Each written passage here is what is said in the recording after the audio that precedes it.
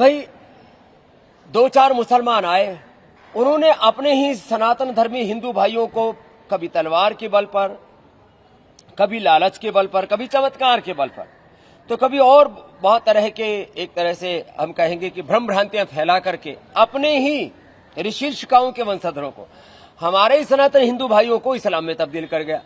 तब भी हम चुप। कुछ ईसाइयों ने ईसाई बना दिया, तब भी हम चुप रहे।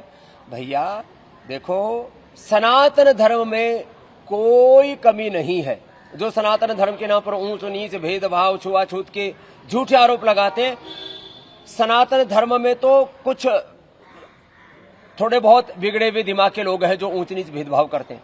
इस्लाम में कितनी कमियां हैं, ईसाइयत में कितनी कमियां हैं? क्यों लोग मुसलमान बने? क्यों लोग इस्लाम को कबूल करें? क्यों लोग जो है ईसाई बने, जब अपना सनातन धर्म सर्वश्रेष्ठ है?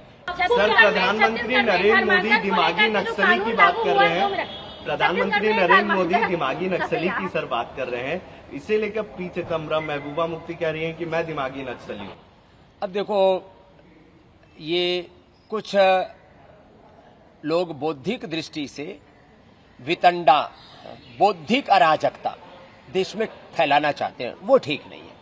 बाकी तो राजनीतिक स्टेटमेंटों के पचड़े में मैं नहीं पढ़ना चाहता, लेकिन बौद्धिक अराजकता ये अलोकतांत्रिक है। हमें आंदोलन भी करना, अपनी बात भी कहनी है, तो लोकतांत्रिक, संवैधानिक, नैतिक, आध्यात्मिक, मानवीय मूल्यों के दायरे में अपनी बात करनी चाहिए। बौद्धिक अराजकता किसी भी तरह की ठीक नहीं होती है। बाकी तो लोकतंत्र है, हर एक को बात कहने की आजादी है, लेकिन वो आजादी किसी भी तरह से देश की बर्बादी के लिए नहीं होनी चाहिए। छत्तीसगढ़ में धर्म स्वतंत्र विधेयक के तहत कार्रवाई होती है, धर्मांतरण का कानून बन गया, उसके तहत कार्रवाई होती है, लेकिन कांग्रेस कहती है कि इस माध्यम से ईसाई धर्म के लोगों को प्रताड़ित किया जा रहा है। नहीं, देखिए, अब कोई कहे कि आप हिंदुओं को प्रताड़ित कर रहे हो, कोई कहे कि ईसाइयों को, कोई कहे मुसलमानों को, ये तो सब राजनीतिक वितंडा है। मैं इसे नहीं पढ़ना चाहता, लेकिन आप जो कुछ इस देश में धार्मिक तौर पर, मजहबी तौर पर परिवर्तन हो चुके हैं, अब कम से कम इतना तो करो कि आगे से कोई किसी को प्रताड़ित मत करो। ना यह हिंदू धर्म खतरे में है, ना इस्लाम खतरे में, ना ईसाइयत खतरे में। खतरे में है भारत का मान, भारत की मर्यादा।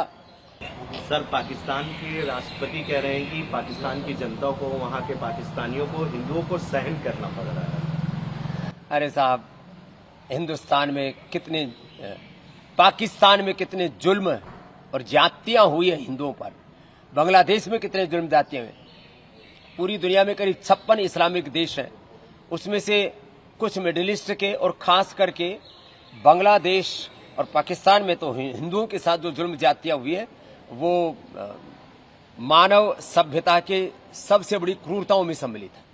वो उस तरह के लोग जो है कुछ ना ही बोले तो अच्छा है। बाकी तो वो दिन भी आएगा जब वापस बांग्लादेश भी, पाकिस्तान भी, अफगानिस्तान भी भारत में मिल जाएगा। थोड़ा सब्र करो।